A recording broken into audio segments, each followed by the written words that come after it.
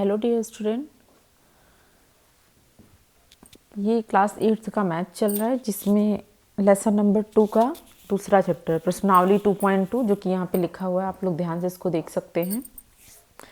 इसके पिछले वाली क्लास में आप लोगों ने देखा होगा कि क्वेश्चन नंबर 4 तक आई थिंक हम लोगों ने कर लिया था। क्वेश्चन नंबर 4 तक कंप्लीट हो गया था। उसके बाद क्वेश्चन नंबर 5 से आज हम स्टार्ट करते हैं। ठीक है, तो क्वेश्चन नंबर 5 को मैंने इस कॉपी में नोट डाउन कर लिया है। इसमें देखिए क्या लिखा हुआ है। क्वेश्चन नंबर 5 में दिया हुआ है दो संख्याओं में अनुपात 5:3 है। यदि उनमें अंतर 18 है तो संख्याएं ज्ञात कीजिए। ठीक है, बोला क्या है, दो संख्याओं में अनुपात 5:3 है, यदि उनमें अंतर 18 है तो संख्याएं ज्ञात कीजिए। तो क्वेश्चन का स्टेटमेंट आप ध्यान से सुनिए। जब भी क्वेश्चन कोई सा भी आप क्वेश्चन करने बैठिए तो कम से कम उस क्वेश्चन को 2 से 3 बार आप ज़रूर पढ़ने की कोशिश करिए, तब जाके आप उस क्वेश्चन का मतलब समझ पाएंगे। बोला है कितनी संख्याओं की बात की है, 2 संख्याओं का। और किसकी बात की है, अनुपात का। तो सबसे पहले हम यहाँ मान ले रहे हैं। माना संख्याएं क्या हैं, एक है और एक दूसरा मान ले रहे हैं। ठीक है, एक संख्या पहली वाली हो गई, दूसरी ये हो गई। अब देखिए हम एक्स वाई के रूप में नहीं मान रहे। एक्स वाई के रूप में हम मानेंगे तो भी दिक्कत, चाहे तो आप 1 2 मान सकते हैं। मान लीजिए इसको हम नहीं मान रहे हैं। माना संख्याएं क्या हैं, यक्स हैं और वाई हैं, इतना मान ले रहे हैं। ठीक है, आगे बोला क्या है कि दो संख्याओं में अनुपात कितना है, 5:3 का।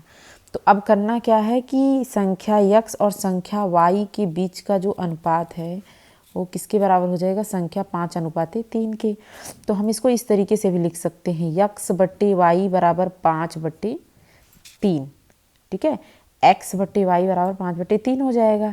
हमें इतना पता चल गया। तो अगर हम इसका क्रॉस मल्टीप्लाई करना चाहें तो क्रॉस मल्टीप्लाई करेंगे तो 3 का एक्स में गुणा हो जाए तो क्या हो जाएगा, 3x = 5y। इतना हो जाएगा। अब देखिए यहाँ तक हमें पता चल गया। अभी हमने क्वेश्चन पूरा नहीं पढ़ा है। क्वेश्चन में आगे क्या दिया है, यदि उनमें अंतर मतलब घटाना या सब्ट्रैक्ट करने की बात किया है। तो अंतर कितना होगा, इसमें 18 है तो संख्याएं ज्ञात कीजिए। अब किसमें अंतर 18 है, x और y में अंतर कितना है, 18 का। तो हम यहाँ लिखेंगे x - y बराबर कितना हो जाएगा, 18 हो जाएगा। अब बोला है कि x में y को घटाएंगे तो कितना आ जाएगा, 18 आ जाएगा। अब देखिए हम यहाँ पे x की जगह क्या लिख सकते हैं। अब चूंकि ये 3x है तो हम करने क्या वाले हैं, यहाँ से x का मान निकालेंगे। x का मान निकालने के लिए हम करने क्या वाले, इस 3 का इस 5 के साथ भाग कर देंगे तो ये 5/3y हो जाएगा। अब इस x का मान हम इसमें रख देंगे।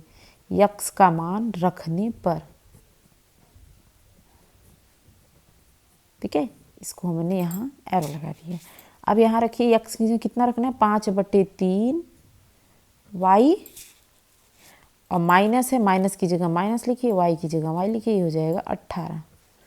ठीक है, अब हम क्या करेंगे, इसको हम यहाँ एज इट इज़ लिख लेंगे। तो ये लिखेंगे 5/3y - y बराबर 18।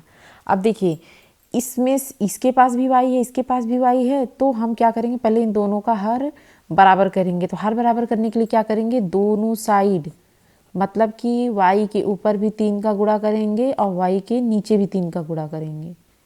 ठीक है, तो ये बराबर हो जाएगा। तो अब हम इसको ऐसे लिख सकते हैं, 5y - 3y, 3 × 9 3, 3 × 9 3। इसको एक साथ तो लिख सकते हैं ना। हमें कभी भी कोई भी भिन्नात्मक या फ्रैक्शन वाले कोई भी टर्म्स मिलते हैं तो सबसे पहले हम उसका डिनोमिनेटर, जिसको कि हर बोलते हैं, उसको हमेशा हम लोग बराबर करने की कोशिश करेंगे। तो आप देख रहे हो इसमें हमने क्या किया है कि पहले इन दोनों को मैंने बराबर कर दिया है। इसका भी हर क्या हो गया, 3 हो गया। अब इन दोनों का हर अगर बराबर हो जाएगा तो अंश को हम आसानी से जोड़ या घटा सकते हैं। चूँकि यहाँ माइनस के लिए बोला है तो 5y - 3y लिख दिया। अब इस y के पास 5 टर्म्स हैं और इस y के पास 3 टर्म्स है। तो 5 में से 3 टर्म्स जाएंगे, कितने हो जाएंगे, 2 टर्म्स। तो हो जाएगा 2y/3 और इसका वैल्यू कितना हो जाएगा, 18। अब इसको भी बटे 1 लिख दीजिए और इसका भी क्रॉस मल्टीप्लाई करिए। अब देखिए हमें निकालना y का मान है, तो y का मान निकालने के लिए हम y को जैसे रखा है वैसे ही रख देंगे। 18 की जगह 18, ये 3 18 के साथ गुणा कर लेगा और ये 2 क्या होगा, इस 1 के साथ आ जाएगा क्योंकि हमें सिर्फ y का मान निकालना है। तो ये 2 1 के साथ आएगा, ये क्या बना लेगा, 2 1 करना 2। अब देखिए यहाँ से हम चाहें तो इसको काट सकते हैं, 2 1 करना 2, 2 9 18 काट सकते हैं ना। फिर ये क्या हो जाएगा, y बराबर क्या हो जाएगा, 9 गुणे 3, y का मान कितना आ जाएगा, 9 तिरिक 27। तो हमें एक संख्या का मान आसानी से पता चल गया। तो एक संख्या की वैल्यू कितनी आ गई, 27। अब हमें यक्स का मान निकालना है। अब देखिए यहाँ हमने यक्स का मान कुछ निकाल रखा था, तो हम यहाँ लिख सकते हैं x बराबर 5/3y, यहाँ लिख सकते हैं x बराबर 5/3y लिख सकते हैं। तो आप यहाँ देखोगे x बराबर 5/3y लिख सकते हैं, तो यहाँ यक्स की जगह हम यक्स लिखेंगे और 5/3 की जगह 5/3। अब y का मान हमने कितना निकाला है, 27, तो ये y इसके गुणे में है, तो हम इसके गुणे में क्या लिखेंगे, 27, इतना लिख सकते हैं ना। अब क्या करेंगे, इसका हम डिवाइड कर देंगे, तो ये हो जाएगा 3 9 27, तो यक्स का मान कितना आ जाएगा, 9 5 45। तो इस तरीके से हमें पता चल जाएगा कि यक्स का मान हमारा कितना है, 45, और वाई का मान कितना है, 27। अब बाद में अगर आप इसमें से इसको घटाएंगे तो 45 में से 27 को घटाएंगे तो आंसर आपका 18 आएगा। इसीलिए इसने बोला था कि यदि उनमें अंतर कितने का हो, 18 का हो। ठीक है, तो कोई भी क्वेश्चन अगर बनाया जाता है तो जो भी आंसर आता है, अगर आंसर की जांच करनी हो तो हम आंसर को वापस उसी में रख के फिर से चेकआउट कर सकते हैं। देखिए क्वेश्चन नंबर 5 हो गया। अब क्वेश्चन नंबर 6 में क्या दिया हुआ है, 3 लगातार पूर्णांकों का योग क्या है, 51 है। ठीक है, अब हम इसको क्वेश्चन को नोट डाउन कर लेते हैं। तो आप यहाँ पे देखोगे हमने क्या लिखा है कि 3 लगातार पूर्णांकों का योग कितना है, 51 है। अब देखिए इस क्वेश्चन को ध्यान से अगर आप पढ़ेंगे तो इसमें आपको एक टर्म मिलेगा, 3 संख्याएं कितनी है, 3 है, लेकिन कैसी हैं, लगातार पूर्णांक हैं। कोई भी संख्या आप मानेंगे लगातार, अगर पहली संख्या 2 है तो दूसरी तीसरी कौन सी हो जाएगी, 3 और 4। मतलब कि अगर आपने 4 मानी है तो अगली 5 और 6 होगी, अगर आपने 51 मानी है तो अगली 52 53 होगी, ऐसे करके आपको मानना है। तो आप सबसे पहले यहाँ मानोगे कि माना पहली संख्या, माना क्या होगा, पहली संख्या यक्स है, दूसरी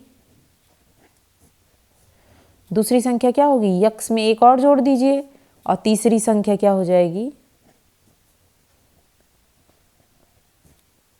यक्स में एक और जोड़ दीजिए। तो यक्स में एक जोड़े 1 आ गया, यक्स में यक्स प्लस 1 में एक और जोड़ेंगे क्या हो जाएगा, यक्स प्लस 2। ठीक है, तो पहली संख्या हमने यक्स मानी, दूसरी संख्या हमने क्या मानी, यक्स प्लस 1, तीसरी संख्या हमने क्या मानी, यक्स प्लस 2। अब बोला है कि 3 लगातार पूर्णांकों का योग कितना है, 51 है। तो अब तीनों का क्या करना है, हमें योग करना है, अर्थात हमें जोड़ना है, ऐड करना है।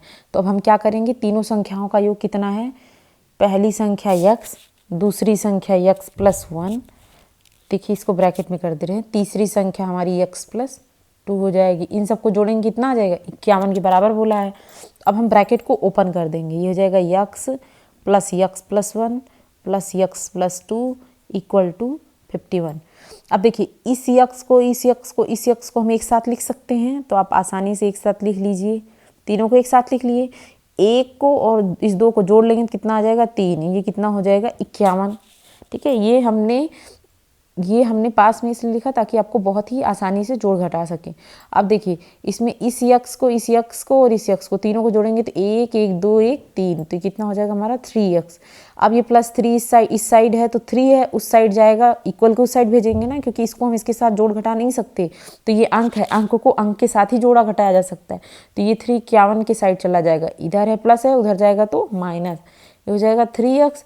अब इसमें से इसको घटाएंगे तो 11 में से 3 गया 8 और ये हो जाएगा 48। अब देखिए इसके आगे हम क्या करेंगे, 3x बराबर 48 आ गया।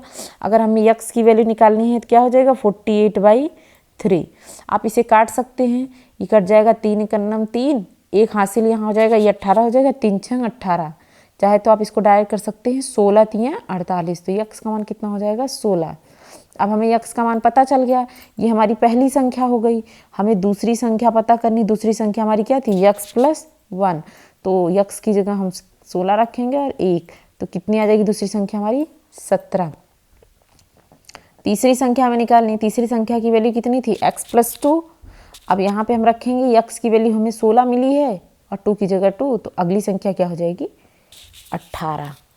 ठीक है, तो ये क्वेश्चन जब भी कभी ऐसे क्वेश्चन बोले तो सबसे पहले आपको बहुत ध्यानपूर्वक उसको पढ़ना होगा। इसमें लगातार पूर्णांकों का योग बोला है, लगातार की जगह पे यहाँ पे क्रमागत शब्द का भी उपयोग वो कर सकता था। ठीक है, क्रमागत शब्द। तो आप लोग को ये क्वेश्चन बहुत अच्छे से समझ में आ गया होगा। अब हम अगले क्वेश्चन की तरफ बढ़ते हैं। अगला क्वेश्चन क्या दिया हुआ है, अगले क्वेश्चन में क्वेश्चन नंबर 7 देखिएगा। बोला है 8 के 3 लगातार गुणजों का योग 828 है, गुणजों को ज्ञात कीजिए। 3 क्या बोले 8 के 3। अब देखिए लगातार मतलब क्रमागत, जो लगातार आएंगे उन्हीं की बात किया गया है। अब 8 के 3 लगातार गुणजों का योग बोला है तो 828 है, तो गुणजों को ज्ञात करने के लिए बोला है। अब हम यहाँ क्या करने वाले हैं, हम सबसे पहले क्वेश्चन में मानेंगे। पहले क्वेश्चन को ध्यान से पढ़िए, कभी कभी क्वेश्चन को ध्यान से पढ़ने से ही आंसर हमें वहीं से पता चल जाता है। क्वेश्चन में बोला है कि 8 के 3 लगातार गुणजों का योग 828 है।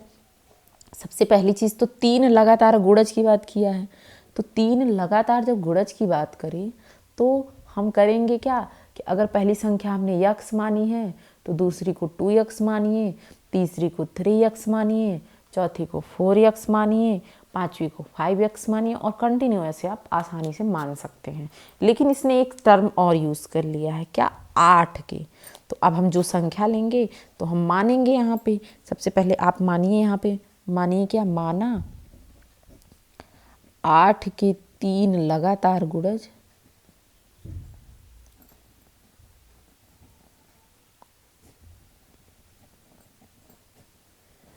8 के 3 लगातार गुणज कौन कौन से हो जाएंगे। पहला तो 8x हो जाएगा, ठीक है।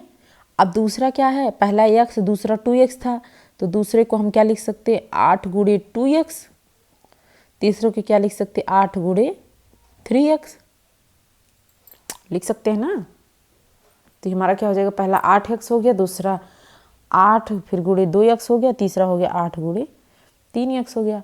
अब बोला है कि 3 लगातार गुणजों का योग, पहले इन सब का आपस में गुणा करेंगे, मतलब इसका 8x, 8 दूनी 16x, 8 तिरिक 24x, इन तीनों का अगर हम योग करेंगे अर्थात जोड़ेंगे तो हमारी वैल्यू कितनी होगी 888 है। तो सबसे पहले हम क्या करेंगे, इसको लिखेंगे। पहली संख्या हमारी 8x हो गई, दूसरी 8 दूनी 16x, तीसरी 8 तिरी 24x। अब तीनों गुणज ही हैं तो तीनों को हम जोड़ेंगे।